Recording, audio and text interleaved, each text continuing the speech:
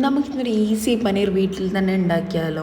അപ്പം ഞാനിന്ന് രാവിലെ എഴുന്നേറ്റ് ചായ വെക്കാൻ നോക്കിയപ്പോഴേക്കും പാലിൻ്റെ എക്സ്പയറി ഉണ്ടായിരുന്നു. അപ്പോൾ ഇത്രയും ബോട്ടിൽ പാലുള്ളതുകൊണ്ട് അത് കളയാൻ എനിക്ക് തോന്നിയില്ല. അങ്ങനെ ഞാൻ പാലും പിന്നെ പാൽക്കോവ ഉണ്ടാക്കാമെന്ന് വിചാരിച്ചു.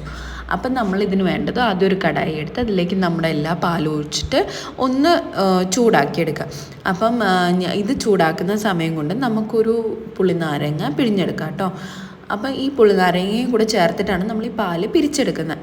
അപ്പം ഇവിടെ പാല് കുറച്ചൊന്ന് വന്ന് തുടങ്ങുമ്പം നമുക്ക് നമ്മൾ എടുത്തു വച്ചേക്കുന്ന പുളിനാരങ്ങ നീര് കുറച്ചായിട്ട് ചേർത്ത് കൊടുക്കാം. അപ്പം ഇവിടെ പാല് കുറച്ച് തിളച്ച് വന്നിട്ടുണ്ട്. അപ്പം ഞാൻ ഫസ്റ്റ് കുറച്ച് പുളിനാരങ്ങ ഒന്ന് ചേർത്ത് ഒന്ന് നന്നായി മിക്സ് ചെയ്ത് കൊടുക്കുന്നുണ്ട്.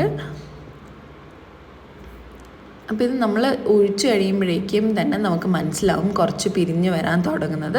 പിന്നെ കുറച്ചൊന്ന് ഇളക്കിയതിന് ശേഷം നമ്മൾ വീണ്ടും ബാക്കിയുള്ള നമ്മുടെ പുളിനാരങ്ങ നീരോടെ ചേർത്ത് കൊടുക്കുക കേട്ടോ. അപ്പോഴേക്കും ഫുള്ള് പിരിഞ്ഞ് വരും. ഞാനിവിടെ ഗ്യാസ് ഓഫ് ചെയ്തിട്ടില്ല. അപ്പം നമ്മൾ ആ സമയത്ത് നന്നായിട്ടൊന്ന് ഇളക്കി കൊടുക്കണം. അപ്പോഴാണ് പെട്ടെന്ന് അതൊന്ന് പിരിഞ്ഞ് വരിക. ഇതേ സെയിം പ്രോസസ്സാണ് പാൽഗോവ ചെയ്യാനായിട്ട് നമുക്ക് വേണ്ടത്. അതുകൊണ്ട് ഞാൻ ഈ സമയത്ത് തന്നെ പാൽഗോവയ്ക്ക് ആവശ്യമായിട്ടുള്ളത് കുറച്ചെടുത്ത് മാറ്റി വയ്ക്കുക കേട്ടോ. ഞാനൊരു 2 കപ്പ് എടുത്ത് മാറ്റി വെച്ചിട്ടുണ്ടായിരുന്നു.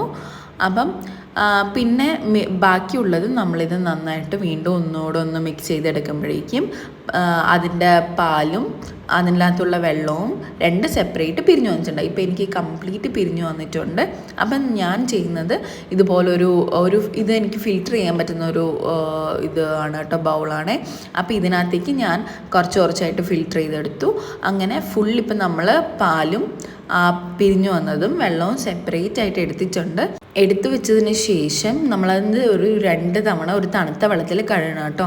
അതിന് ശേഷം നമ്മൾ ചെയ്യേണ്ട ഒരു പ്ലേറ്റ് വെച്ചിട്ട് അതിൻ്റെ മേലെ ഇതുപോലൊരു പാത്രം വെച്ചിട്ട് നമ്മൾ നല്ല ഒരു കോട്ടൺ തുണി അതിന് മേലെ വിരിച്ചു കൊടുക്കുക.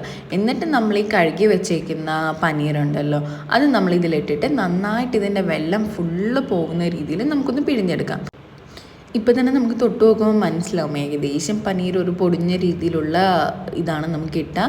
എന്നിട്ട് നമ്മൾ ഇവിടെ നിന്ന് നമ്മുടെ മാക്സിമം ശക്തി എടുത്തിട്ട് എല്ലാ വെള്ളവും അതിനകത്ത് പിഴിഞ്ഞെടുത്താൽ ഞാൻ ഇടയ്ക്കിടയ്ക്ക് തുറന്നു നോക്കും പോയോ എന്ന്. അങ്ങനെ ഫുള്ള് പിഴിഞ്ഞെടുത്തതിന് ശേഷം ഇപ്പോൾ ഞാൻ ഒരു വകയൊക്കെ പിഴിഞ്ഞെടുത്തിട്ടുണ്ട്. പിന്നെ അപ്പോൾ നമ്മൾ ചെയ്യേണ്ടത് ഇതിനകത്തേക്ക് നിന്ന് വെള്ളമൊക്കെ മാറ്റിയിട്ട് വീണ്ടും നമുക്ക് ഈ പനീർ ഏത് ഷേപ്പിലാണോ വേണ്ട ആ ഷേപ്പിൽ നമ്മുടെ കൈ തന്നെ വെച്ചൊന്ന് പ്രസ് ചെയ്തെടുക്കാം.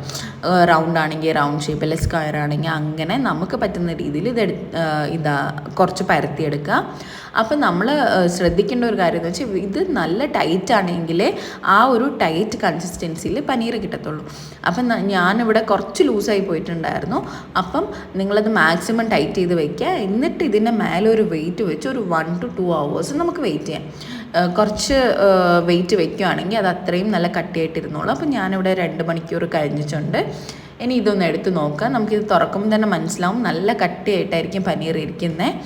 അപ്പം ഇതാണ് കേട്ടോ എനിക്ക് കിട്ടിയ ഫൈനൽ റിസൾട്ട് എന്ന് പറയുന്നത് പനീറിൻ്റെ. ഇനി നമുക്കിത് നമ്മുടെ ഇഷ്ടത്തിലുള്ള ഷേപ്പിൽ നമുക്കിത് കട്ട് ചെയ്തെടുക്കാം.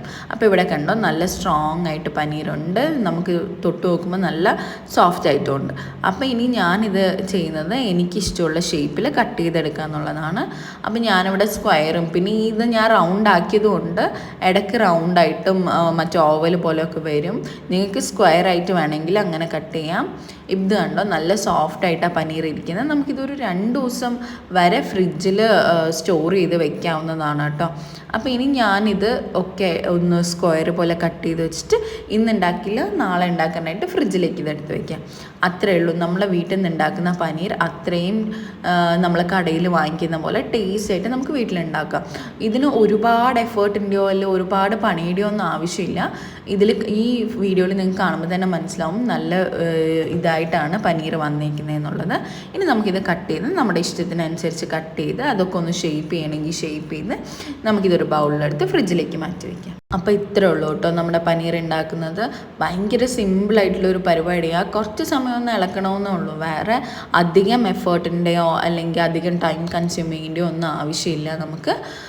അതുപോലെ ഇത് നമുക്ക് ഫ്രിഡ്ജിൽ ഒരു 4 ദിവസം വരെ സ്റ്റോർ ചെയ്യാം. നിങ്ങളെല്ലാവരും ഉണ്ടാക്കി നോക്കണേ. Thanks for watching.